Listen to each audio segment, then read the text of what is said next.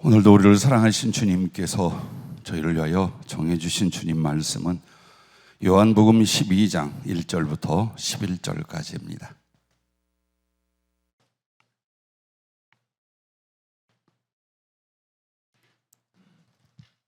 신약성경 요한복음 12장 1절부터 11절까지 함께 봉독하도록 하겠습니다. 6월절 엿새 전에 예수께서 베다니에 이르시니 이곳은 예수께서 죽은 자 가운데서 살리신 나사로가 있는 곳이라. 거기서 예수를 위하여 잔치할 새 마르다는 일을 하고 나사로는 예수와 함께 앉은 자 중에 있더라. 마리아는 지극히 비싼 향유 곧 순전한 나드 한 근을 가져다가 예수의 발에 붓고 자기 머리털로 그의 발을 닦으니 향유 냄새가 집에 가득하더라. 제자 중 하나로서 예수를 잡아줄 가룟 유다가 말하되 이 향유를 어찌하여 300데나리온에 팔아 가난한 자들에게 주지 아니하였느냐 하니 이렇게 말하면 가난한 자들을 생각함이 아니요 그는 도둑이라 돈꾀를 맞고 거기 넣는 것을 훔쳐감이러라. 예수께서 이르시되 그를 가만두어 나의 장례할 날을 위하여 그것을 간직하게 하라. 가난한 자들은 항상 너희와 함께 있거니와 나는 항상 있지 아니하리라 하시니라. 유대인의 큰 무리가 예수께서 여기 계신 줄을 알고 오니 이는 예수만 보기 위함이 아니요 죽은 자 가운데서 살리신 나사로도 보려 함이러라.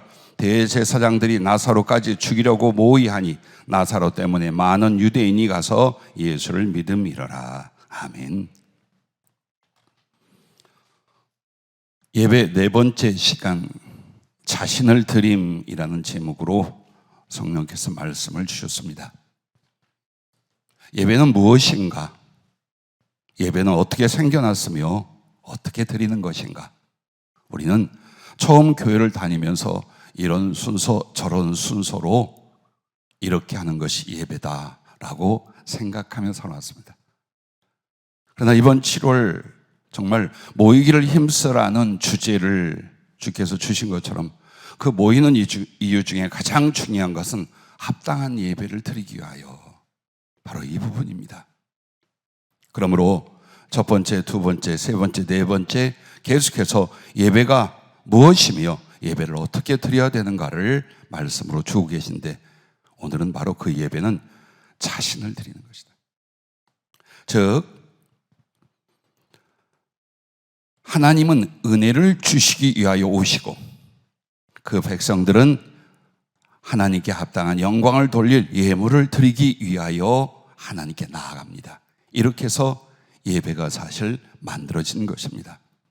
마치 오늘 본문으로 읽었던 요한복음 12장 이 말씀을 보면 나사로의 집에 주님을 모셨습니다. 그리고 그 주님을 대접하고 섬기기 위하여 마음을 다하고 힘을 다하여 잔치를 하고 있습니다. 더더군다나 막내였던 마리아는 예수님께 향유를 부어드리고 그리고 자기의 머리털로 닦아드립니다. 자, 이같이 주님을 섬기고 사랑하고 주님은 거기에서 단지 지식의 말씀이 아니라 곧 십자가에 달리셔서 당신의 생명, 살과 피를 주실 것을 말하며 마리아의 그 섬김을 당신의 장례를 위한 것이라 칭찬을 합니다. 이런 상황을 보면서 성령은 우리에게 무엇을 말하는가? 예배는 이와 같아야 한다. 이와 같아야 한다. 이 말씀을 시작을 하셨습니다. 그러므로 여러분과 나는 엿새를 힘껏 세상과 자신을 위하여 살고 일회째 주 앞에 나와 예배에 참석하는 것이 아닙니다. 사실은 예배를 드리기 위하여 엿새를 살고 그리고 일회째 주 앞에 고백과 삶의 열매를 드리러 나오는 것입니다. 그러면 여러분의 주님은 일주일을 어떻게 지내실까요? 주님은 엿새 동안 여러분과 나를 위해 일하시고 나와 예배를 함께 하시려 안식일을 가지시는 것입니다. 이 믿음과 의식을 갖지 않는다면 예배는 우리의 생활 속에 하나의 습관, 작은 점을 찍어 지나갈 뿐일 것입니다. 예배를 위하여 그 예배를 받으시는 주님을 위하여 산다. 그리고 주의 날은 참으로 내 살아온 모든 것들로 감사와 영광을 돌려드리려 온다. 그런 믿음과 그런 중심이어야 한다는 것입니다. 또한 주님은 나사로의 집을 찾고 그 나사로의 가족에게 생명과 모든 은혜를 베풀어 주셨습니다. 주님이 예배를 찾아오실 때는 이것들이 어떻게 하나 보자. 그래서 쳐다보며 높은 곳에서 유압감 있게 우리의 복종을 요구하시는 것이 아닙니다. 함께 하시려고. 사랑하고 나누고 베풀고 기뻐하고. 그래서 예배는 우리가 만드는 것이 아니며 주님과 우리가 함께 사랑으로 만들어가는 것입니다. 그러면 예배는 주님 당신 자신을 우리에게 주신 것 같이 우리 역시 예배를 통해 뭘 하는 것인가? 나를 주님께 드리는 것이다. 어떻게 드릴 것인가? 그 첫째가 감사의 예물이 되라라는 것입니다. 1절부터 2절 말씀을 보면은 유월절 엿새 전에 예수께서 베다니에 이르시니 이곳은 예수께서 죽은 자 가운데서 살리신 나사로가 있는 곳이라. 거기서 예수를 위하여 잔치할 새 마르다는 일을 하고 나사로는 예수와 함께 앉은 자 중에 있더라 라고 말합니다. 주님을 사랑했어요. 주님은 그 가족들에게 부모가 같고 친구와 같았어요. 더더군다나 얼마 전 나사로가 병들어 죽었습니다. 두 동생의 그 눈물의 간청을 따라 주님은 그 나사로를 다시 살려주었습니다. 그들에게 있어서 이보다 더 큰 은총과 사랑이 있을 수 없듯이 주님 당신의 모든 걸 주셨습니다. 그러므로 주님을 모실 때 어떤 생각일까요? 주님께 감사하게 하여. 그래서 그 자리를 마련을 했습니다. 이처럼 오늘 나의 가슴 안에 그리고 나의 삶의 영역 안에 내 주님, 내 하나님을 영접하여 섬기고 대접하고 잔치하리라. 그것이 예배에 오기 전 우리의 중심이며 준비인 줄로 믿습니다. 그러면 감사의 예물이 되게 하여 먼저 이걸 생각을 합니다. 구원의 은혜와 모든 은총을 기억하라라는 것입니다. 살아계신 하나님과 우리 구주 예수 그리스도, 그 주님과 우리의 관계에 있어서 구원을 뺀다면 아무것도 없습니다. 우리의 예배가 구원의 하나님을 기억하고 감사하고 영광을 돌리며 그 구원의 은총을 누리고 성숙시켜가는 것이 아니라면 무슨 의미가 있겠습니까? 그러므로 주 앞에 나올 때에 감사하되 어느 부분입니까? 구원의 은혜와 함께하는 모든 은총을 기억하는 것입니다. 그러면 여러분과 나는 누구였습니까? 가인이었답니다. 아담과 하와가 범죄하며 죄가 세상에 들어왔을 때 가장 비참하고 고통스러운 사건이 일어납니다. 아담의 아들 가인이 그 동생 아벨을 시기와 미움 속에 쳐 죽입니다. 여러분과 나는 죄인으로 태어났습니다. 그리고 우리가 행한 것은 아벨 같은 의인 그리스도 예수를 십자가에 못 박아 죽이는 자가 되었습니다. 나는 그 자리에 없습니다. 너무 비약하지 마십시오라고 할지 모르지만 주 예수께서 이 땅에 오신 이유도 낮아지고 복종하고 죽으시고 지옥의 저주를 담당하신 이유도 여러분의 죄, 나의 죄 때문입니다. 누가 그리스도께 채찍질을 하고 누가 그를 십자가에 못 박았습니까? 누가 그를 능욕하고 침을 뱉으며 그를 멸시했습니까? 나와 나의 죄입니다.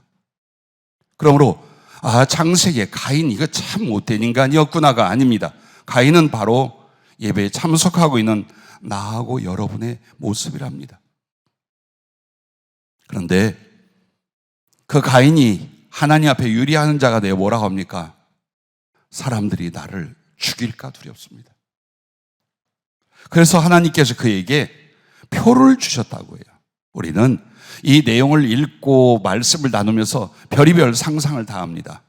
아주 흉측하게 만들었다던가 아주 신비하고 거룩한 어떤 표상이 나타나서 아무도 가인을 함부로 대하여 죽이지 못하게 했을 것이다. 근데 그때 가인에게 표를 어떤 걸 해줬냐가 의미가 있는 것이 아니에요. 그 가인이 보복을 당하지 않고, 즉 구원을 얻게 하게 준 표가 무엇일까요? 출애굽기에 나오는 문설주에 바른 어린 양의 피입니다. 무슨 뜻인가를 성경은 연결을 합니다. 창세기에 살인자 가인, 그러나 그를 살리기 위하여 표시를 주셨어요. 그리고 출애굽기로 넘어오면 죽음의 사자 앞에 모두 다 죽을 죄인이에요. 하지만 믿음으로 사는 믿음의 성도들, 그들의 문설주에 어린 양을 잡아 그 피를 바르면 죽음의 사자가 넘어갑니다. 그럼 오늘은 우리들에게 무엇입니까? 예수님의 보혈이 내 영혼에, 내 이마에 주님의 것이라고 새겨져 있는 것입니다. 여러분은 보통 사람이 아닙니다. 더더군다나 세상 사람이 아닙니다. 여러분과 내가 주님 앞에 갈 때에 아버지와 어린 양의 이름이 그 이마에 있어라고 요한계시록에 두 곳이나 써 있습니다. 하늘나라에 가면 무슨 타투를 해주시는가?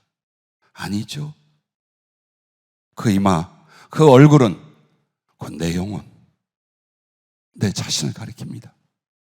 거기에 예수, 그 존귀하신 이름을 써주십니다. 구원의 표요, 구원의 인치심입니다. 오늘 여러분의 심령 안에 그리스도가 계시고 십자가가 서 있습니까? 잠들기 전에 일어나서 하루를 살며 문득문득 십자가의 주님을 기억하십니까?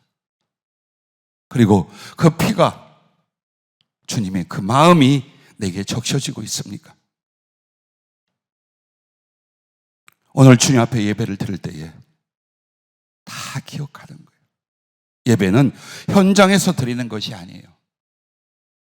살아온 삶을 다시 기억하며 그 속에서 감사와 감격을 끌어내어 주께 찬송과 사랑과 영광을 돌려드리는 거죠. 교회에 들어오기 전, 들어오셨을 때 여러분 아주 중요한 묵상, 그 묵상이 십자가 앞으로 자기를 인도해야 됩니다. 내가 어떤 죄인이었는데, 내 인생은 어떤 파란만장한 허물과 실패였는데 우리 주님께서 나를 어떻게 구원하셨는가, 어떻게 선택하고 어떻게 부르시고 어떻게 의인이 되게 하시고 어떻게 영화롭게 하시고. 그래서 여러분의 가슴 속에는 거룩한 감동과 그리고 진한 눈물로 주님 앞에 나아감이 마땅한 줄로 믿습니다. 또한 여러분은 감사 예물을 드린 예배가 되는 것입니다. 즉 내게 주신 구원과 은총을 기억하여 나는 당신에게 무엇이 됩니까? 감사의 예물이 되어드리는 것입니다. 구약 성경에 하나님께 나아갈 때에 소나 양이나 비둘기, 곡물 등 희생을 드립니다. 그것은 하나님께서 그리스도 예수를 통하여 우리를 구원하실 은총에 대한 예표입니다. 동시에 그건 무엇을 말하는 줄 압니까? 하나님께서 그 아들 예수 그리스도를 너를 살리게 하여 이렇게 내어주었으니 너도 너의 작은 것을 하나님께 감사의 예물로 드리라. 그것이 믿음이요, 그것이 구원이요, 그것이 예배인이라 라고 말씀하는 것입니다.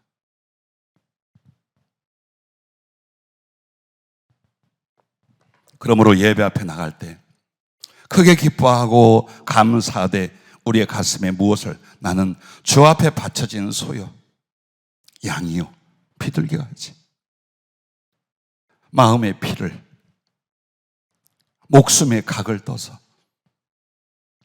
헌신의 불 속에 나를 던지리라.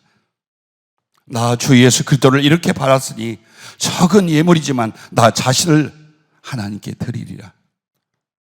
그 믿음, 그 행위가 아니면 예배가 아닙니다. 나는 여러분과 내가 몇 년 동안 교회를 다녔는지 뒤돌아보면서 2020년 이 7월에 예배에 대한 개혁이 일어나고 예배에 대한 회개가 일어나기를 바라요. 형식적이었던 그 예배, 습관적이었던 그 예배, 마음도 중심도 들이지 못했던 그 예배 아닙니다. 주님, 이젠 정말 그런 식으로 신앙생활, 그런 식으로 엉터리 예배 절대로 우리에게 있을 수 없습니다. 난 이 한 달 동안 다짐하고 고백하고 개혁하는 그 중심과 새로운 신앙을 위하여 주님이 치료를 정해 주셨다고 믿습니다. 일어날 수 있기를 바랍니다. 가슴 속에, 우리 예배 속에 진실이, 그리고 성령과 진리를 통해 드리는 예배의 진실이 일어날 수 있기를 주님의 이름으로 부탁합니다. 동시에 여러분과 나는 감사를 인하여 기쁨의 축제가 되어야 됩니다. 예배는 무겁고, 그리고 지적을 받아야 하고, 가슴을 쥐어짜야 되고, 아니면 졸다 깨다 하고, 이게 아니에요. 감사가 진실이라면 그 이후에 감동이 일어날 것입니다. 여러분, 하나님께 감사를 드려요. 감사에 대하여 기억해요. 그럼 뒤따라오는 게 무엇입니까? 감동, 감격이라는 감정 아니겠습니까? 만약 여러분이 하나님께 예배를 드리고 그 구원을 생각하고 십자가를 생각하고 오늘의 나를 생각하면서도 어떤 기쁨이 일어나지 않는다, 그러면 그 구원이 여러분하고 상관이 없는 거예요. 시편에 다윗이 범죄하고 나서 하나님께 회개하며 어떤 내용을 부탁한 줄 압니까? 구원의 기쁨을 회복시켜 주시고 성령을 내게서 거두지 마옵소서, 그 고백을 해요. 오늘 여러분이 주님 앞에 나와서 펑펑 울지는 못할 망정 가슴에 그 뿌듯하고 거룩한 감동과 흥분이 일어나서 하나님께 어떻게 찬양하랴, 어떻게 고백하랴, 당신의 얼굴을 어떻게 배우랴. 그래서 마치 이 나사로, 마르다와 마리아의 집에서 주님을 모시고 잔치할 때에 얼마나 즐거웠겠어요, 얼마나 신났겠어요, 얼마나 설레이고 흥분했겠어요. 그게 우리에게 일어납니다. 즉 여러분은 감정이라는 것을 어떻게 생각할지 모릅니다. 그러나 감정은 진실입니다. 즉 감정이 일어나지 않는 예배는 형식이라는 거예요. 내 가슴에 주님이 주신 모든 은총과 그 은혜와 사랑들을 기억하며 감사할진데, 그 감사의 이유가 내게 분명할진데 어찌하여 감동이 일어나지 않고 기쁨이 일어나지 않습니까? 예배가 왜 기쁨이 없고 감동이 없겠느냐? 그것은 하늘에서 부어주는 것이 아닙니다. 내 안에 내재되어 있는 하나님의 은혜를 다시 꺼내어 보는 거예요. 다시 내 안에 있는 보물을 나는 포기할 수 없는, 내 안에 있는 보물은 돈도 아니요, 애정도 아니요, 인생의 시간도 아니요, 주 예수 그리스도죠. 예배는 그 순간순간 내 삶에 가려졌던 내 안에 있는 보물, 예수님을 꺼내어 들여다보는 거예요. 그리고 좋아라 하고 기뻐하고 감사하고 사랑하고. 그래서 여러분은 몇 푼의 헌금이 아니라 내 가슴, 내 삶, 나의 존재가 하나님께 감사의 예물이 되며 그 감사를 위한 기쁨의 축제가 되는 것이 예배에 이어야 된다라고 하십니다. 찬송과 모든 순서가 그리 돼야 됩니다. 그래서 여러분과 나는 성령으로 말미암아 주님과 나 서로의 기쁨 넘치는 예배가 될 수 있기를 바랍니다. 그러므로 예배는 열매가 어디에서 올까요? 미리 준비하는 데서 옵니다. 정신없이 살고 피곤하게 살다가 주일이 되었어요. 그리고 또 시간에 쫓겨서 교회에 와서요, 헐떡이며 앉았는데 교회가 더워. 그래서 에어컨 옆으로 갔더니 너무 차, 볼륨은 너무 커, 기타 등등. 그런데도 핸드폰을 눌리기 시작을 해. 이렇게 바쁘고 저렇게 마음을 뺏겨요. 그리고 예배 자리에 앉아 있는데 내 마음은 어디로 갔는지 몰라. 내 속 중심은 하나님을 향하여 아무것도 없어. 이러기를 1년에 딱 52번 그렇게 해요. 그리고 10년, 40년, 50년을 지났어요. 우리는 누굴까요? 예수 그 하나님을 찬송하고 그의 백성이고 그를 사랑한다 우리는 무엇일까요? 왜 우리는 이렇게 만들어져 갈까요? 예배, 매주 혹은 주어진 시간 속에 돌아오는 예배를 어떻게 드렸는가에 따라 지금 우리의 모습, 그리고 내일 모레 우리의 영혼의 모습이 나타날 것이다 라고 말씀합니다. 일주일 동안 아니면 하루 전에라도 예배를 위하여 기도하고 가슴을 준비하고 예물을 준비하고 우리 하나님께 자기를 보이게 하여 단장을 하고, 그리고 주님의 마음과 그 말씀은 무엇인지 간절히 사모하고, 그렇게 해서 주의 전에 나와 앉아보십시오. 어떤 일이 벌어지는 거예요? 어떻게 성령으로 주님이 기뻐하고 임하시고 감동하는지, 내 영혼은 어떤 사랑과 은혜에 붙잡혀 주 예수의 가슴 속으로 들어가는지. 주님이 그랬어요. 여러분과 나를 향하여 자기 자신을 드리는 것이 예배인데 감사의 예물이 되라라고 하셨습니다. 두 번째는 사랑의 섬김이 되라라는 것입니다. 나를 어떻게 드릴까요? 예배를 통하여 주님 앞에 사랑의 섬김이 되는 거예요. 요한복음 12장 3절에 마리아는 지극히 비싼 향유 곧 순전한 나드 한 근을 가져다가 예수의 발에 붓고 자기 머리털로 그의 발을 닦으니 향유 냄새가 집에 가득하더라. 유대인들은 가장 존경하는 분, 사랑하는 분들을 향하여 손님으로 영접할 때에 나아가 입을 맞추고 인사를 합니다. 그리고 발을 씻어드립니다. 그 다음에 상석에 앉혀서 기름을 부어드리는데, 정말 내가 존경하고 사랑할수록 고가의 값비싼 향유를 부어드리게 됩니다. 아무도 그렇게 않는데 마리아는 눈물로 그렇게 했어요. 누가복음 7장에 나오는 한 죄인이란 여인과 이 사건은 비슷해 보이나 다른 사건이에요. 근데 보니까 이 사건을 가리켜 성경은 세 가지로 말을 해요. 예수님의 머리에 부었더라, 주님의 몸에 부었더라, 그리고 여기는 주님의 발에 부었더라. 이것을 우리가 어떻게 알아들을까요? 아마도 이랬을 거예요. 그 향유는 처녀가 결혼을 위하여, 신랑과 그 명예를 위하여 정말 아무리 어려워도 아주 고가의 것을 준비합니다. 그래서 대부분 시집을 가기 위하여 결혼 준비를 한 처녀들에게는 고가의 향유가, 옥합이 있었습니다. 자, 그거 사람의 사랑, 사람의 신랑이 아니라 나의 하나님, 나의 주, 나의 사랑 되신 예수님에게로 가지고 갔습니다. 그리고 그것을 주님 머리에 부어드렸을 것입니다.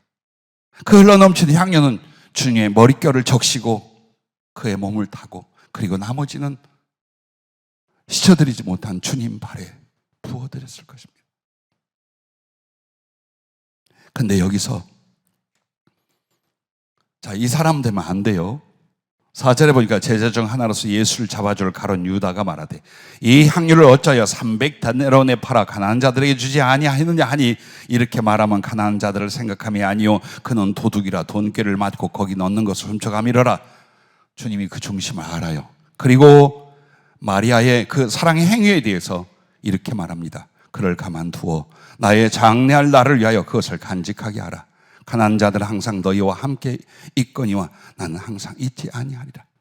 그리고 다른 복음서에는 이 여인이 행한 일을 복음이 전하는 곳에 항상 전하여 기념해라 라고 말씀하십니다. 얼마나 기뻤던지, 얼마나 그 사랑의 섬김이 가슴속에 감동을 주었던지 주님은 그렇게 말합니다. 마리아처럼 나는 주님께 받은 은총과 사랑이 너무나 커요.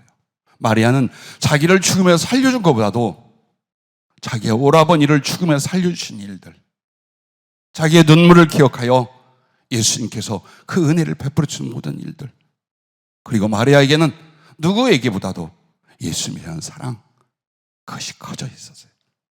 그래서 주님을 집에 모셨을 때 어떻게 하냐? 사랑을 표현하는 거예요. 사랑을 드리라는 거예요. 예배는 여러분의 가슴, 여러분이 고이고이 만들어 온 사랑을 주님께 드리기 위하여 예배에 참석하는 것입니다. 아니면 예배가 아닙니다. 우리 주님은 온 세상에 복음을 전하라고 했어요. 그러나 아무나 다 예배에 참석하는 것이란 말씀을 안 해요. 어떤 사람? 성령과 진리로 드릴 사람뿐이에요. 하나님의 성령을 통해 나의 영혼이 주님의 진리 안에 그 사랑과 은총과 하나님의 영광과 위치를 알아요. 그래서 내 영혼으로, 내 삶으로 그분께 감사하고 그분의 사랑 앞에 나도 그분을 사랑하여 이 고백을, 이 가슴을, 이 삶의 수고를 주님께 드리게 하여 어느 날 예배 드릴 때 드리자, 그렇게 하는 걸 합니다. 예배는 그냥 구경하러 오고 주일 예배 안 드리면 내가 믿음의 사람으로 좀 그렇지? 절대 아닙니다. 그 생각 깨트려야 합니다. 절대 아닙니다. 예수님을 사랑하십니까? 예수님을 사랑하십니까? 정말 사랑하십니까? 오늘 드리십시오. 오늘 꺼내서 드리십시오. 그래서 여러분과 나는 주님 앞에 예배 드릴 때 이렇게 되는 거래요. 사랑의 해와 달이 되라. 해와 달의 관계가 무엇입니까? 광명 발광체는 태양입니다. 거기서 온기와 빛이 나옵니다. 달은 그것을 받아 다시 반사를 합니다. 오늘 주님의 사랑, 그 생명까지 하나님 나라까지 당신의 존재까지 다 내어주신 주님의 사랑이 해와 같이 우리에게 비춰졌어요. 우리는 그 빛을 소멸하고 감춘 자가 아니에요. 달처럼 흙이에요. 아무것도 아니에요. 그러나 그 달이 밤하늘에 아름답게 보름달로 비춰진 이유는 비춰지는 태양빛을 반사하기 때문이에요. 오늘 여러분의 가치, 여러분의 존재의 아름다움은 우리 외모와 가진 능력과 형편이 아닙니다. 주께서 내게 주신 사랑을 반영할 수 있는, 그 사랑에 반응하여 나도 그 주님을 사랑할 수 있는 바로 이 모습, 이 영혼입니다. 그러므로 주님은 예배 시간에 이미 와 계시겠죠. 밤새 갈릴리 바다에 수고할 때 예수님은 이미 그 바닷가에 오셔서 새벽에 조반을 준비하여 그 제자들을 먹이지 않습니까? 나는 그것을 항상 예배 시간에 생각해요. 내가 얼만큼을 준비했든 어떤 심령으로 달려가든 주님은 아마도 주일날 우리의 예배를 위하여 토요일날 와 계시지 않을까? 아니, 항상 여기서 우리 아들, 우리 딸 어떻게 올고 언제 올고 그리고 기다리시지 않겠습니까?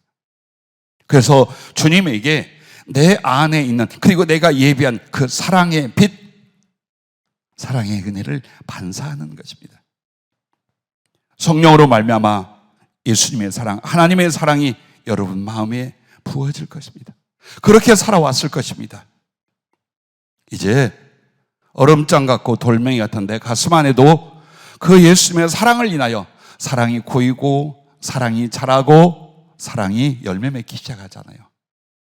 그 사랑의 향기, 사랑의 꽃과 열매를 거두어서 예배 시간에 드리는 것입니다. 여러분의 눈이, 여러분의 입술이, 그리고 여러분의 손과 가슴에 가득한 사랑으로 주 앞에 드려질 수 있기를 바랍니다. 자, 그러기 위하여 여러분과 나는 예배가 사랑의 고백과 섬김이 되어야 합니다.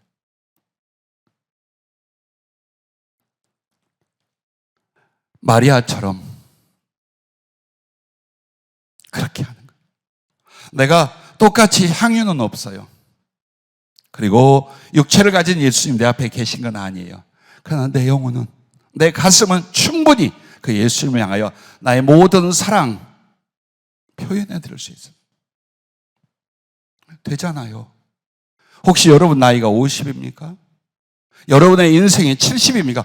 70년 동안 애정을 표현하고 살았잖아요. 50년 동안 사랑을 받고 그 사랑을 표현하며 살았어요. 그게 사람이에요. 태어나면서 엄마, 아빠를 통하여, 형제를 통하여, 이웃을 통하여 우리는 평생에 어떻게 해요? 사랑을 받고 사랑을 표현합니다. 이제 그 중심, 그 습관, 그 인격, 그 가슴을 가지고 누구를 향하여? 예수님을 향하여 하는 거예요. 언제? 특별히 예배 시간이에요. 그래서 여러분이 기도 한마디도, 찬양 한마디도 이 자리에 앉아있는 그 순간에 끊임없이 여러분 속에서 주님을 향한 사랑, 구체적이고 감동적인 나의 고백과 서원과 그리고 주님을 높이기 위한 나의 사랑의 표현들이 계속 나옵니다. 마치 옥합을 깨서 향유를 부어드리고 그것을 핑계하여 주님의 머리도 만졌겠지요. 감히 주님의 발도 만졌겠지요. 그리고 여인의 가장 소중한 상징인 긴 머리를 풀어서 그 발을 닦아드렸어요. 마리아의 가슴이 어땠을까요? 주님은 그 사랑의 섬김과 표현과 고백을 받으시면서 마리아를 향하여 어떤 가슴과 어떤 감동을 가지셨을까요? 우린 예배 속에서 이 거룩한 상상과 실천이 일어날 수 있기를 바랍니다. 한마디로 자기 자신을 누구에게? 주님께 신랑을 향한 신부로서 드리는 그 가슴, 그 행위를 보여드리게 됩니다. 자, 오늘 나는 예수님을 향하여 내 사랑의 대상으로 어디까지 느낍니까? 어디까지입니까? 어떤 표현을 가지고 있습니까? 향유를 부어드리고 머리털을 풀어서 그걸 닦아드린 건 여인에게, 처녀에게 있어서 신랑에게만 하는 거예요. 남편에게만 하는 거예요. 절대 머리를 사람 앞에서 풀으면 안 돼요. 그때 당시 습관이. 근데 그 머리를 풀러서 어떻게 해요? 발을 닦는 수건으로서요. 그 행위, 옥합을 붓고 머리털로 그 발을 닦아준 행위는 가장 사랑하는 신랑 한 분에게 하는 거예요. 마리아는 그렇게 했어요. 오늘 나는 내 사랑, 내 생명이신 주님을 향하여 어떤 사랑의 표현과 가슴을 드릴까? 그리고 어떤 사랑의 수고를 가지고 올까? 그래서 여러분과 나는 예배는 어때요? 주님께 사랑의 잔치가 되도록 해드리는 것입니다. 매일 예배 시간마다 주님과 나는 혼인잔치가 되는 것이래요. 우리는 마치 혼인잔치 하면 저 하늘나라 올라가서 성경이 그렇게 표현돼. 그런데 이 땅에서 주님과 나의 결혼식 같은 그 사랑의 만남과 교제와 섬김이 없다면 하늘에선 들 있겠어요. 그래서 예배 시간마다 여러분과 나는 오늘 주님께, 신랑 대신 주님께 시집을 가는 것처럼 사랑의 기쁨의 혼인잔치가 되게 하려고 그 예배 한 시간을 준비하는 거예요.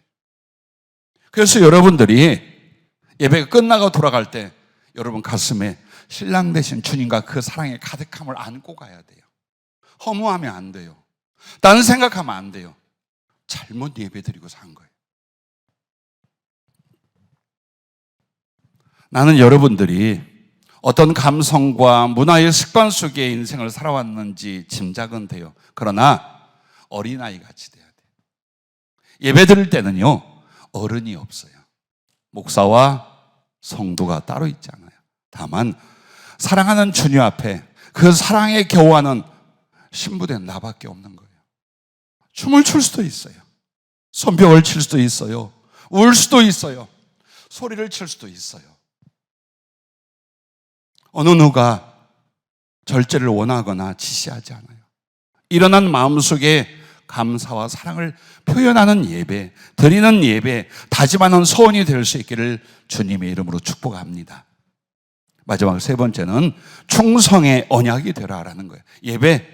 예배 때 나를 하나님께 드립니다. 그런데 어떻게 충성의 언약이 되는 거예요? 나사로는 이미 죽었다가 살아났잖아요. 주님으로 말미암아. 그래서 주님 앞에 2절에 보면 주님 앞에 딱 있어요. 얼마나 주님을 좋아하고 사랑하고 존경한지 항상 그 앞에서 그 얼굴을 배우며 그 말씀을 듣고 있어요. 그리고 9절 11절에 보면은 이 나사로가 어떻게 됩니까? 유대인의 큰 무리가 예수께서 여기 계신 줄을 알고, 즉 베다니에 계신 줄 알고 왔어요. 왜? 이는 예수만 보기 위함이 아니요 죽은 자 가운데 살리신 나사로도 보려 함이로라. 그래서 대제사장들이 나사로까지 죽이려고 모의를 합니다. 나사로 때문에 많은 유대인이 가서 예수를 믿음이로라. 자, 여러분과 내가 주님이 주신 은총이 모든 사람들에게 알려지고 자랑되어져서 처음에는 여러분을 보고 예수를 믿어야 돼요. 나를 보고 예수님을 상상할 수 있어야 돼요. 그러나 그들의 고백이 처음에는 당신들을 보고 예수를 믿었지만 이제 우리는 예수님을 만났노라, 이렇게 고백할 수 있어야 합니다. 자, 여러분과 나의 충성이 무엇입니까? 어떤 봉사, 전도, 단지 이런 것 몇 가지를 말할까요? 그렇지 않아요. 헌신이에요. 주님은 내게 주님이시지만 주님의 행위와 섬김은 무엇이에요? 나를 위해 종이 되셨어요. 여호와의 종이 되고 심지어 지금 나의 종 노릇을 해주고 계셔요. 모든 뒤치다거리, 저질리기는 우리가 저지르고 뒤치다거리 주님이 다 하셔요. 우리는 먹고 마시고 쓰고 그 필요한 건 주님이 다 되셔요. 원망도 낙심도 상처도 아픔 다 감사합니다. 자식 새끼 어린 거 그거 키우듯이 주님 그렇게 하셔요. 그래서 여러분이 명심해야 돼요. 나는 주님의 종입니다. 주의 종이 목사를 가르쳐 말하는 줄 알아요. 모든 하나님의 사람들이에요. 여러분은 주님의 은혜와 구원을 위하여 죄에서 율법에서 자유인이 되었어요. 그러나 그 예수님을 향하여 자원하여 종이 되는 거예요. 왜? 내가 세상과 죄와 육신의 종이 되어 살아 지옥을 향해 가고 있었어요. 그런데 주님이 하나님의 종, 나의 종이 되어 당신의 모든 걸 주시고 나를 샀어요. 나를 살렸어요. 그런데 똑같이 나를 주장하며 옛 모습으로 그냥 살아? 그게 신앙의 양심이에요. 거듭나지 못하면 그렇게 살아요. 그러나 성령으로 거듭난 데는 주님을 알아요. 그 사랑을 알아요. 그 은총을 알아요. 그래서 사는 게 뭐냐면 주님, 나는 주님의 종입니다. 이렇게 살아요. 이걸 가르쳐서 하는 게 아니에요. 시켜서 하는 게 아니에요. 가슴에서 우러나서 하는 거예요. 난 나를 위해 살지 않을 거야. 난 정말 우리 예수님을 위해 살 거야. 나를 위해 죽으시고 나를 위해 살아나신 그분을 위하여 나도 그분을 위해 살고 그분을 위해 죽을 거야. 이게 다짐이 돼요. 그래서 주님 앞에 주장하는 자가 아니에요. 원망하는 자가 아니고 다투는 자가 아니고 따지는 자가 아니에요. 종이에요. 그게 믿음이랍니다. 예배 앞에 나갈 때 여러분은 누구로 나옵니까? 뻐기는 자로 나옵니까? 불통거리는 사람으로 나옵니까? 아닙니다. 은총 앞에 엎드려져서 나는 종입니다 하고 자기를 드릴 사람으로 나오는 거예요. 죽었다가 살아난 나사로는 곧 나 자신이에요. 여러분 지옥에 안 가봤어요. 심장이 멈추고 뇌가 죽어버리는 그 죽음까지 안 갔어요. 그러나 1000번 만번 죽음의 상태, 죽음의 위협, 그리고 지옥에 던져졌을 사람들이라는 거 다 인정하잖아요. 기적을 경험해서 주님을 아는 게 아니라 진리 안에 인정하고 알아요. 죽을라, 죽었더나. 여러분은 상상으로 알지만 나는 3번이나 죽음을 작정하여 실천을 했었어요. 그때 주님을 살려주고 그 마지막 시도 앞에 주님이 나타나 만나주셔서 살았고 지옥에 안 갔고 목사가 될 수 있었어요. 그런 내가 주님께 요만큼이라도 고자세를 갖거나 원망을 하거나 무언가 다른 생각을 가질 수 있을까요? 좋은 인격과 성품에서가 아니에요. 내가 어디서 구원을 받았는지, 어떤 상태에서 이 하나님 주 예수 그리스도가 나 같은 것에게 이 은혜를 주셨는지 이 생각만 한다면 따짐이 어디 있고 원망이 어디 있고 내 인생과 내 행복을 그걸 주장할 마음이 요만큼이라도 여러분과 나에게 일어나겠습니까? 안 일어날 거예요. 그래서 나를 다 잡아 어디로? 마치 양이 되어 소가 되어 주님 앞에 희생을 드리듯 나의 삶을 그렇게 드리려 할 것이에요. 예배는 그 다짐이에요. 그 헌신이에요. 그래서 성경에 같은 동족을 데려다가 그들이 돈이 없고 가난하여 자기들을 종으로 팔았어요. 안식년이 되면 보내줘요. 자유인이 돼요. 그런데 종이 되었던 그 집 주인 같은 형제, 그 사람들이 너무나 사랑했어요. 종과 주인의 관계가 아니었어요. 그래서 그 종으로 살던 그 사람이 나는 그냥 여기서 섬기고 옛 주인과 같이 살겠습니다 라고 할 때는 문설주되고 귀를 뚫게 돼 있어요. 그래서 우리 사랑하는 우리 여자 성도님들, 물론 남자들도 많이 합니다만 요새는 귀걸이 그거 왜 하는 줄 알아요? 나는 주님의 종입니다 하고 귀걸이 하는 거예요. 오늘 우리 저 워십팀 혹시 귀걸이 했는지 몰라요. 그거 뭔 줄 알아요? 나는 주의 종입니다. 오늘 여러분과 나는 주님을 향하여 순종, 헌신의 귀를 뚫은 사람들이에요. 시켜서가 아니에요. 율법이 아니에요. 주신 은총에 감사하여 주님, 나의 일생을 주님께 드립니다. 그 가슴, 그 고백, 그 수고를 가지고 예배 앞에 나오는 것입니다. 그래서 여러분과 나는 주님이 원하는 곳에 자기를 드리는 거예요. 많은 사람들이 이 생각을 해요. 성경적이면 내가 내 마음대로 사는 거 아닙니까? 성경에 있는 어떤 일들이나 유추하여 이렇게 신앙적이다 하면 내가 뭐 이렇게 살 수도 있고 저렇게 살 수 있죠. 맞는 말 같죠? 그러나 여러분이 조금이라도 더 주님을 위하여 살고자 주님께 드리고자 한다면 그가 나에게 무엇을 원하시는가를 들을 것입니다. 그래. 나는 예수님을 위하여 이렇게 살래. 그래서 아마도 정말 구원을 받고 성령으로 거듭나고 그리스도를 사랑하여 자기를 드리려고 하는 사람들은 이미 주의 종이 뭐 성령으로 말미암아 예언을 하고 지시를 하고 하지 않아도 내가 예수님이 원하는 그 삶이 뭔지, 그 수고와 충성이 무엇인지, 그래서 자기를 드리게 됩니다. 그러므로 이 나사로는 보세요. 앞에서도 어떻게 살았느냐? 아버지 어머니 역할을 두 너희 동생을 위하여 했어요. 일찍이 조실부모하고 오라비가 두 여동생을 어려서부터 키웠어요. 어쩌면 그 두 여동생을 위하여 자기의 청춘과 삶을 드렸어요. 그러다가 병들어 죽으니 마르다와 마리아의 가슴이 어땠겠어요? 그 애통함의 장면들이 왜 나온 건가가 그 배경이에요. 그런데 이후에는 어떻게 살아요? 죽었다가 살았는데 다시 자기를 위하여 혹은 동생들을 위하여 살지 않아요. 주 예수와 복음을 위해 삽니다. 그래서 이 나사로 까닭에 수없이 많은 사람들이 예수님을 믿고 하나님께 돌아오기 시작을 했어요. 나사로 궁금하지요? 70인 제자 안에 들어가 복음을 위하여 일생을 바쳐요. 그리고 유럽 쪽에서 주로 사역하다가 순교를 해요. 전승에 의하면. 이처럼 오늘 여러분과 내가 예수님을 이용하고 응용하여 먹고 살려고 하지 마세요.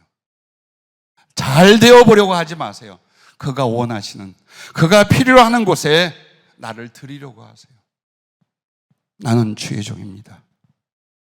나는 가룟 유다처럼 도적질하고 거짓말하고 사기쳐서 사랑과 감사의 헌신은 없고 예수님에게 복을 받고 예수님을 통해 응답받고 예수님을 통해 잘해보겠다. 가룟 유다가 왜 여기 등장한 줄 압니까? 너희는 그런 심보, 그런 자세로 예배드리는 게 아니야 라고 성경은 우리에게 그걸, 왜? 여러분에게는 나사로도 있고 마리아도 있어요. 그러나 가룟 유다의 그늘도 있어요. 여러분 속에 그게 없습니까? 가룟 유다의 그 고집과 유혹이 없습니까? 다 있어요. 그래서 항상 주 앞에 나올 때 가룟 유다가 특징이 뭡니까? 사랑하지 않아요. 감사하지 않아요. 헌신하지 않아요. 시대에 아주 강력한 선지자요 능력자인 예수를 이용하려고 해요. 오늘 우리는 기도합니다. 복을 받고자 합니다. 혹은 내가 죄를 하려고 하기 때문에 이게 필요합니다. 이런 꿈을 꿉니다. 그런데 만약 여러분이 예배에 감사가 없고 그 예배를 통하여 여러분의 사랑과 충성이 드려지는 사람들이 아니라면 가룟 유다가 마리아의 집에 주님과 함께 앉아 있는 것과 다를 바가 뭐가 있겠습니까? 뭐가 있겠습니까? 예배에 자리를 채우는 게 무슨 의미가 있겠습니까? 그래서 항상 여러분에게 오늘 이 세 가지로 자기를 드리는 것이 예배라고 말씀을 하고 있습니다. 어떻게 살아오셨습니까? 오늘은 어떤 고백과 어떤 작정과 어떤 비전으로 주님 앞에 나를 헌신하려 하십니까? 그래서 여러분과 나는 예배 시간에는 일주일 동안 혹은 평생에 남긴 달란트를 보고하러 오는 예배가 될 수 있기를 바랍니다. 내가 세상에서 주님이 주신 달란트, 맡겨주신 달란트를 가지고 우리 주님의 영광을, 우리 주님께서 영혼들 구원을 위하여, 우리 주님께서 사랑을 베풀기를 위하여 어떻게 수고하고 그것을 부족하지만 남겨서 가지고 왔습니다. 예배는 그거예요. 멀뚱멀뚱 앉아있는 게 예배가 아니라 어떻게 살았느냐, 충성을 어떻게 드리고 오늘 여기에 왔느냐를 주님께 고백하고 주님께 영광을 돌려드리는. 그래서 여러분과 내가 알아야 될 건요, 아브라함을 보세요. 창세기 12장에 보면 아브라함이 단을 먼저 쌓지 않아요. 여호와를 위한 단을 쌓았더라. 이 말이 어디에서 나오느냐? 주님이 시킨 대로 하란을 거쳐서 어디로 갑니까? 가나안까지 순종과 수고를 행한 뒤에 그 가나안에 들어가서야 여호와를 위하여 단을 쌓았다고 나옵니다. 이 말이 오늘 우리 예배를 한번 보십시다. 오늘 우리 예배는 예배를 하고 가서 사는 게 아니에요. 살아온 삶을 엮어서 우리 하나님 앞에 보고 드리고 열매로 드리는 거예요. 그리고 단을 쌓는 거예요. 그게 예배예요. 그래서 여러분이 지금은 이 1시간의 예배이지만 나머지 6일은 뭘까요? 현장에서 예배예요. 혹은 예배를 위한 여러분의 충성의 예물을 준비함이 바로 엿새 동안이라. 이 인식과 이 믿음과 이 실천이 여러분에게 일어날 수 있기를 바랍니다. 그래서 엿새 동안 내가 주일날 주님 앞에 예배를 들어가야지, 그러기 위하여 이렇게 참고 이렇게 수고하고 이렇게 일하고, 얼마나 신날까요? 예배 달려올 때에 그 가슴을 안고 그걸 주님께 보고하고 드리려고 오는 사람은 얼마나 복될까요? 어떤 눈물과 어떤 기쁨과 어떤 희망을 가지고 예배를 기다릴까요? 그런 순간들이 있었습니까? 그런 처음 사랑들이 우리에게 지나간 시간입니까? 아니면 지금입니까? 예배 회복하십시다. 진실한 예배, 우리 주님이 이렇게도 자상히 지적하고 알려주고 축복하는 예배 이루어내십시다. 그러므로 주님 앞에 나갈 때 감사가 없고 사랑이 없고 충성이 없는데 예배를 드리러 갔다. 그래서 은혜를 바란다면 5, 6절에 가룟 유다와 다를 바가 없다. 행여 내 사랑하는 자들이 이쪽 영향을 받을까 봐, 자기도 모르게 이쪽 상태로 갈까 봐 성경은 그 구절을 딱 넣어놓은 거예요. 예배는 무엇을 얻기 위한 게 아니에요. 드리기 위한 거예요.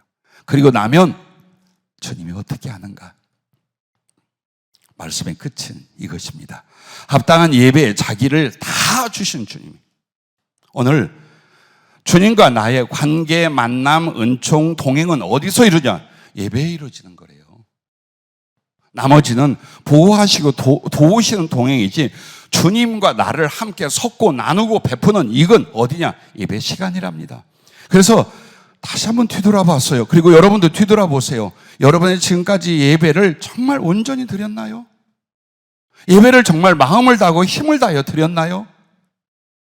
그 예배가 무엇과 같으냐? 이와 같답니다. 십자가에서 주님을 만나는 것 같답니다. 십자가에 달린 주님은 딱 하나의 이유였어요. 살을 찢어내요 생명의 양식으로 주고 피를 쏟아내요 우리에게 그 사랑, 그 시슴으로 되어주셔요. 한마디로 여러분과 나의 영혼을 구원하기 위하여 하나님의 사람으로 성숙시키기 위하여 끊임없이 살과 피를 주셔요. 그 살은 말씀으로, 그 피는 성령으로 우리에게 임하시는 거예요. 그러나 예배를 온전히 드리지 않으면 주님의 살과 피를 먹고 마시는 일이 현장에서 일어나지 않아요. 여러분은 알잖아요. 오늘 주님의 그 피가, 주님의 그 살이 말씀과 성령을 통해 내게 얼마나 충족되고 나는 그 속에서 은혜를 나누고 누렸는가, 그건 여러분이 알잖아요. 그렇죠? 그건 여러분 스스로가 알아요. 이러기를 몇 년을, 몇십 년을 왔든 그러면 껍데기밖에 안 남은 거예요.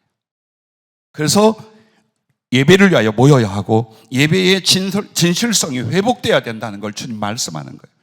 그래서 여러분과 나는 오늘 이후 월요일부터 교회 내부 더 이렇게 수리하고 시설 확장을 합니다. 또 여러 가지 손들고서 우리 남선교회 중심으로 할 건데, 그렇게 하고 나서 다음부터 예배는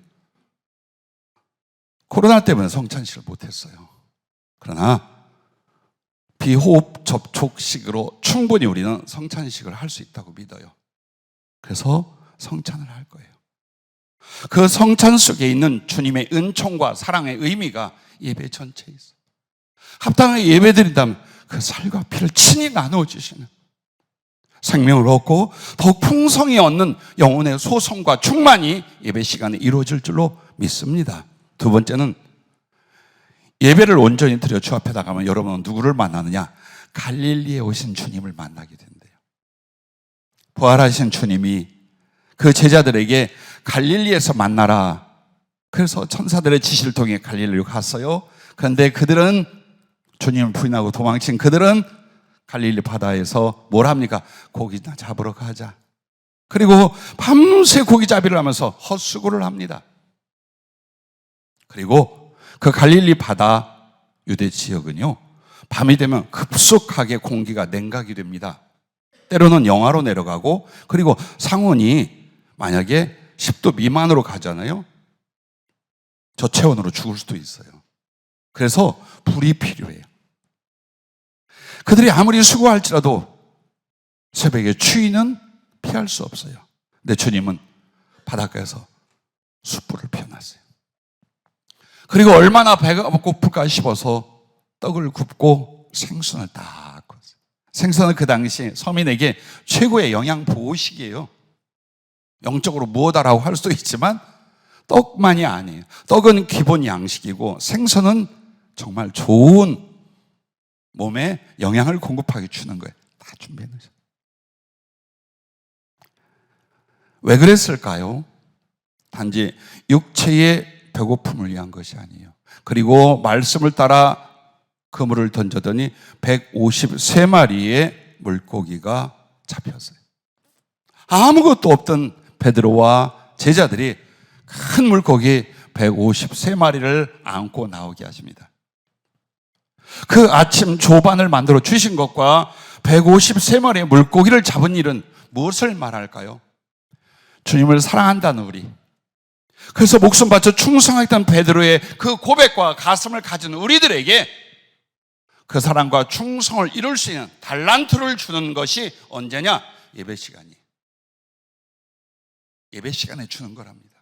그래서 그 갈릴리 바닷가 새벽 그 자리가 뭐냐? 예배의 자리. 거기에서 주신 것들이 뭐냐? 사랑과 충성을 위하여 베드로가 어떤 죽음으로 하나님께 영광 돌릴 것을 주님 말씀해요. 네가 다른 사람들보다 나를 더 사랑하는, 그럼 내 양을 먹여라. 오늘 그렇습니다. 영혼을 구원하며 믿음의 형제들을 섬기며 나아가 주님께 영광과 그 이름을 존귀케 하게 하여 우리는 갈 것입니다. 근데 그때 그 일을 할 수 있도록 주님이 주신 달란트가 있는 거예요. 그것이 성령이 될 수도 있고 믿음이 될 수도 있고 지혜가 될 수도 있고 물질이 될 수도 있고 사람의 힘, 세상의 권력이 될 수도 있고 주님 주시는 거예요. 근데 그게 땅에서 얻느냐 하늘에서 솟느냐가 아니라 예배 시간을 통하여 주님이 주시는 것이래요. 그래서 예배는 갈릴리 바닷가 바로 그 자리라고 하셨습니다. 게트리샤라는 것이 있습니다. 히브리어에는 예전 지금의 1, 2, 3, 4 아라비아 숫자가 없었어요.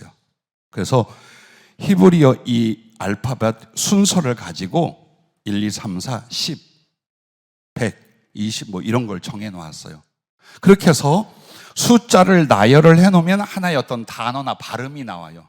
그런데 153이라는 것을 히브리어로 쓰면 뭐냐? 하나님의 자녀들이라는 것이 된대요. 즉 이 베드로는 하나님의 백성, 하나님의 자녀들을 구원하고 양육할 사람으로서 주님이 전적으로 지원해 준다라는 것이 갈릴리 바닷가의 사건이었어요. 오늘 우리들도 마찬가지예요. 이 예배에 배고파서 왔어요. 추워서 왔어요. 그러나 가슴은 불타요. 더 사랑하고 충성하여 바로 그런 가슴으로 그런 고백으로 예배 시간에 나온 사람들은 갈릴리 바닷가에 주님을 만나는 것과 같이 된다. 먹이셔요. 따뜻하게 하셔요. 그리고 153마리의 물고기를 통하여 어떻게 영혼을 구원하고 어떻게 하나님의 일을 감당할 수 있는지 그 달란트를 주시는 자리가 된다라고 하셨습니다. 동시에 합당하게 드린 예배는 하늘 보호자의 주님 앞에 나가는 거랍니다. 곧 우리가 두세 사람의 주의 이름을 모이는 그곳은 어디가 되는 거예요? 정천리에 있는 2층짜리 예배당 건물이 아니에요. 바로 주님의 보좌 앞이 된답니다. 그런데 여러분, 주님의 보좌 앞에서 요한계시록 22장에는 어떤 내용이 나온 줄 아십니까? 거기에 보면 주님의 보좌에서 생수의 강이 흘러나옵니다. 또 그가 수정같이 맑은 생명수의 강을 내게 보이니 하나님과 및 어린 양의 보좌로부터 나와서 길 가운데로 흐르더라. 강 좌우에 생명나무가 있어 12가지 열매를 맺되 달마다 그 열매를 맺고 그 나무 잎사귀들은 만국을 치료하게 하여 있더라. 다시 저주가 없으며 하나님과 그 어린 양의 보좌가 그 가운데에 있으니 그의 종들이 그를 섬기며 그의 얼굴을 볼 터이요 그의 이름도 그들의 이마에 있으리라. 다시 밤이 없겠고 등불과 햇빛이 쓸데없으니 이는 주 하나님이 그들에게 빛이심이라. 그들이 세세토록 왕노릇하리로다. 이건 하나님 나라, 하나님 보좌에 대한 표현이에요. 근데 이게 하나님 나라의 가서만 이루어지는 일이 아니에요. 오늘 정말 나의 왕, 나의 하나로서 합당한 예배를 드린 그 사람들은 바로 주님의 가슴에서, 주님의 보좌에서 생명수의 강이 흘러넘치는 거예요. 누구든지 목마르거든 내게 와서 마시라. 그러면 뱃속에서 생수의 강이 흘러넘치라. 성령이시기도 해요. 그러나 하나님의 모든 은총과 사랑과 축복을 상징하는 거예요. 그래서 생명나무들이 그 강가에서 자라 열매를 맺더라가 뭡니까? 하나님 나라의 한 현상을 말한 게 아니에요. 원리를 말하는 거예요. 오늘 우리들도 마찬가지예요. 예배를 통하여 주님의 가슴, 주님의 보좌 흘러는 생명수의 강이 내게 넘쳐야 돼요. 그것은 때로는 영혼의 소성으로, 육체의 강건으로, 삶의 기쁨으로, 살아야 될 이유로, 죽을 수 있는 용기로, 하나님을 사랑할 수 있는 모든 은총과 능력들로 채워지게 되어 있다는 거예요. 세상에서 얻어오는 거 아니에요. 세상에서 주워오는 거 아니에요. 예배를 통하여 내 하나님, 내 주님이 무엇이든지 생명수의 풍요처럼 우리에게 주실 수 있다. 성령으로 말씀하셨어요. 왜 우리가 애를 쓰고 수고하여도 얻지 못하고 이루지 못하고 누리지 못하느냐? 예배 잘 드렸나 보래요. 형식적인 예배가 대부분이었는지, 정말 마음을 다하고 힘을 다하고 목숨을 다하여 오늘 주님이 말씀해 주시는 이런 예배로 내가 하나님 앞에 살아왔는지를 보래요. 만약 그랬다면 그 자리가 생명수의 강이 흘러넘치는 자리가 되었을 거예요. 영혼의 풍요, 삶의 풍요, 충성의 풍요를 가져왔을 거랍니다. 그러나 예배가 형식적인 성도들은 어떻게 했냐? 하나님 보좌 앞에 하냐? 광야 사막에 나가 있대요. 그게 예배 드려도 주의를 지켰다 해도 예배 시간 참석하고 와도 그냥 공허하고 힘들고 방황하고 갈등하고 세상에 사는, 세상의 아픔과 시달림 속에 사는 그대로 사는 거예요. 왜? 주님 보좌 앞에 안 나가는 거예요. 예배를 바르게 드리고 온전히 드려 주님 보좌 앞에 나가 그 은총의 생명수를 받는데 그러고 있다라는 거예요. 그래서 여러분과 나는 주님과 함께 있어 그 보좌 앞에서 흘러나가는 생명수의 강, 그의 은총, 사랑, 생명, 언약 모든 것에 넘침은 예배에 있다. 그 말씀으로 끝을 맺어 주셨습니다. 수요예배도 있고 금요예배도 있고 가정예배도 있고 새벽예배도 있고 다 있어요. 그러나 그 예배 하나하나를 우리는 어떻게 드려야 될까요? 특별히 주님의 날이라 결정하여 드리는 예배, 이 예배에 여러분과 나는 어떻게 와야 할까요? 어떻게 예배를 드리고 어떻게 살러 나가야 할까요? 기도하십시다.